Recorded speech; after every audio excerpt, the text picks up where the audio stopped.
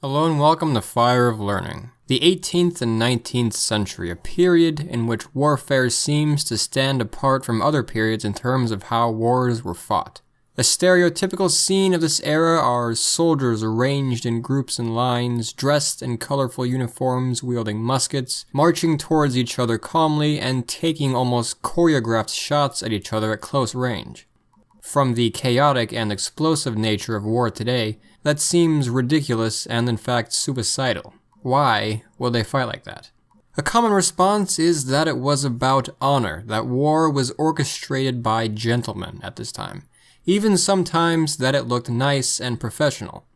Well, on the surface, war was at this time considered a gentleman's duel on a larger scale by some, and honor and such things were very important, but that's not why soldiers fought in lines. War at this time was as brutal and bloody as any other, and logically, of course, if it were about honor, all a commander would have to do is say, forget honor, switch to a more effective tactic, and the battle would be his.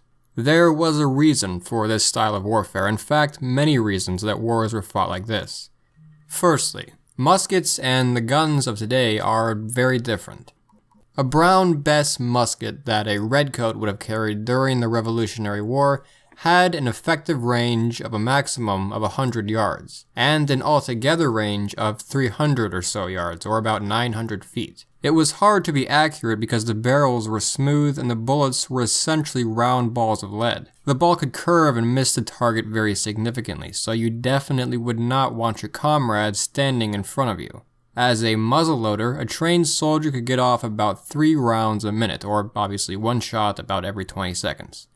Accordingly, with guns that are slow and have short range, putting your men together in lines who fire in successive waves from the first rank to the second rank to the third allowed the soldiers to inflict much more damage than if they were spread out. Secondly, remember that there were cavalry and artillery to contend with as well. While artillery did target these close-line formations, fighting spread out made you very vulnerable to cavalry. If you spread out your infantry, cavalry could ride straight through them, and they could even be more susceptible to a melee charge from infantry. Keeping them together allowed them to act as a wall, and they could even form things like square formations against incoming cavalry. The square formation at the Battle of Waterloo against Napoleon, where the British and Prussians and other Allied forces repelled French cavalry several times. And thirdly, keep in mind that communications were much more simple during this era as well. Shouts, drums, trumpets, and flags were how armies communicated. Not only could prolonged communication efforts slow the advance of an army, but if a spread-out army were divided, communication would break down and a proper defense or assault could not be coordinated. Now you may be thinking, well, that makes sense, but what about skirmishers or guerrilla warriors? Why didn't those work? Well, they could have, and they did. Napoleon's voltigeurs, for example, or the pandours fighting in the Austrian army, both skirmisher units, often fought in looser formations to harass the enemy and pick off soldiers, but fell back during the heavier fighting. Furthermore, guerrilla warfare happened quite often in this time. In fact, the term guerrilla warfare originated in this time. It referred originally to the Spanish soldiers who fought against Napoleon's forces with ambushes, hit-and-run tactics, raids, and sabotage.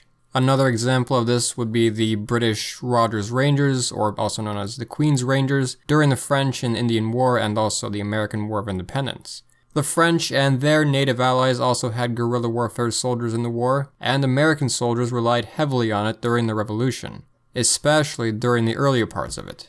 And so now to the final point with this question. How could soldiers have handled standing there with the potential of being shot in an open field? Not even grown men, but teenagers even as well. It would have to be psychologically agonizing to stand there and face the enemy in such a manner. Well, that's where the heavy discipline and the officers came in. Militias, as a result, were often very unreliable. Usually they were quick to flee. In fact, George Washington actually himself said that relying on militia was like resting on a broken staff. But even with more professional infantry, one of the main jobs of the officers who commanded them was to control them from fleeing. And even with all this, much of these battles eventually came down to melee combat. After the two sides volleyed a few times, they fixed bayonets and charged into each other quite commonly.